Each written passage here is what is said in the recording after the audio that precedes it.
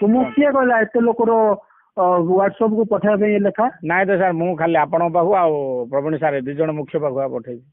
କାହିଁକି ପଠେଇବ ତୁମେ ପ୍ରବୀଣ ପାଖକୁ କାହିଁକି ପଠେଇବ? ଆଉ ତାଙ୍କର ପ୍ରବୀଣ କିଏ ନାଇଁ ପ୍ରବୀଣ ତୁମକୁ ଆପଏଣ୍ଟମେଣ୍ଟ କରିଥିଲେ କି ନା ସିଏ ତୁମର ଆପଏଣ୍ଟମେଣ୍ଟ ଅଥରିଟି ତୁମେ ତା ପାଖକୁ ପଠେଇବ? ମୋବାଇଲ ସେଭ୍ କରିଥିଲ ଡେପୁଟି ମ୍ୟାନେଜର ହେଲି ନାଇଁ ନାଇଁ ନାଇଁ ନାଇଁ ନାଇଁ ତୁମେ ଏଜେନ୍ସି ଛାଡି ଦିଅ ଆମର ଦୁଃଖ ନାହିଁ। ତୁମେ ତୁମର ଯେମିତି ୱେରେ କାମ କରିବାର ଅଛି କର। ଆମର 3 ମାସ ପର୍ଯ୍ୟନ୍ତ କାହାକୁ ଦରମା ନାହିଁ।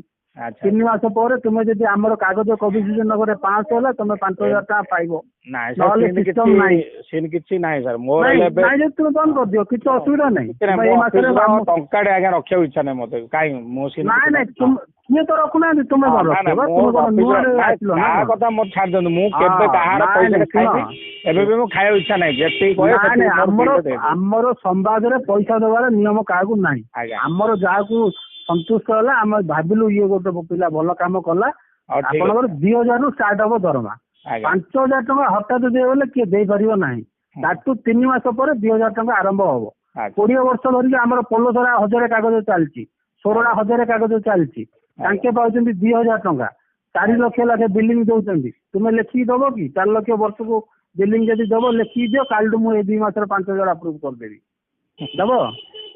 ଦେଖନ୍ତୁ ଆପଣ ଆଉ କଣ ନାଇଁ ନାଇଁ ମୋର ଇଚ୍ଛା ନାହିଁ। ତୁମେ ଗୋଟେ ସଂସ୍ଥାକୁ ଆଇଲ ସମ୍ବାଦ ଗୋଟେ ବ୍ରାଣ୍ଡ ସଂସ୍ଥା ତୁମେ ଏନ ସଂସ୍ଥା ନାହିଁ ଯେ ଲୋକ ସମ୍ବାଦର ଖାଲି ରିପୋର୍ଟର ହେବା ପାଇଁ ଖୋଜି ବାଉଳି ହଉଛନ୍ତି।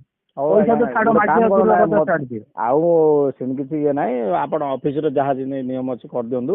ଆପଣ ଯାହାକୁ ଦେଲେ ମୋର ସେମିତି ଦୁଃଖ ନାହିଁ ଆଜ୍ଞା ପ୍ରତିନିଧି ଗୋଟେ ନାଇଁ ନାଇଁ ତୁମେ ତ ସେଇଟା କଲେ ତୁମେ ଆସିକି ଅଫିସରେ ହିସାବ କ୍ଲିୟର କରିଦବ।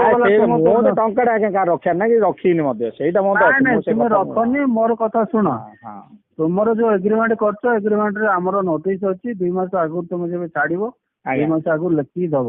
ତୁମେ 2 ମାସ ନ ଚଲେଇଲେ ବି ଯଦି ଏଇ ମାସରେ ଛାଡିଦେବା ପାଇଁ ଚାହୁଁଛ କାଲି ଆସିକି ଲେଖିକି ଦିଅ। ଜୁଲାଇ 30ରେ ଏଜେନ୍ସି କ୍ଲୋଜ କରିଦିଅ। ଜୁଲାଇ 30ରେ ପଇସା ଦେଇଦବ ଏଜେନ୍ସି କ୍ଲୋଜ କରିଦବ। ଏତେ ଜିନିଷଟା ଏତେ ତୁମର ସହିତ ଇଏ ଆମକୁ ଦରକାର ନାହିଁ। ଆମର ମୋର କହିବା କଥା ମୁଁ ମାଲିକ କି ସମ୍ବାଦର?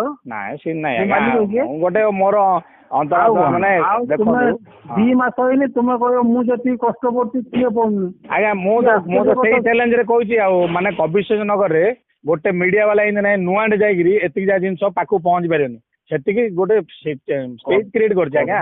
କବିଶେଷ ନଗରରେ ମୁଁ ନିଜର ଜିମ୍ ରେ ନିଜର ଡ୍ୟାନ୍ସ କ୍ଲାସ ନିଜର ପ୍ଲଟିଂ ସବୁ ଥାଇକିରି ଆଜ୍ଞା ଭଗବାନ ଭୁଲ କରିଦେଲେ କବି ସୂର୍ଯ୍ୟ ବଳଦେବ ରଥକୁ କବି ସୂର୍ଯ୍ୟ ନଗରରେ ଜନ୍ମ ଦେଇକିରି ସେ ମାଟିଟା ପବିତ୍ର ମାଟି କିନ୍ତୁ ସେଠି ଯେତିକି ଲୋକ ଅଛନ୍ତି ସବୁ ଅପବିତ୍ର ଗୁଡାକ ବୁଝିପାରିଲେ? ଭଗବାନ ଭୁଲ କରିଦେଲେ ସେଥିପାଇଁ ବେଶୀ ଆମର କଥାବାର୍ତ୍ତା ନାହିଁ। ତୁମେ ଏଇ ମାସର ପଇସା କାଲି କ୍ଲିୟର କର ଆଉ କାଲି ଆସିକି ଅଫିସରେ ଲେଖିକି ଦେଇଦିଅ ଆଜ୍ଞା ମୋର ଜୁଲାଇ 30 ସୁଦ୍ଧା ମୋର ଏଜେନ୍ସି କ୍ଲୋଜ କର ଏଜେନ୍ସି କ୍ଲୋଜ କର ତୁମେ ତୁମ ଲାଇନ ଦେଇଯାଅ। ହଉ ଠିକ ଅଛି ଆଉ ସାର୍ ସେ ଯୋଉ ମୋର 50,000 ଇଏଟା କରିଦେବେ।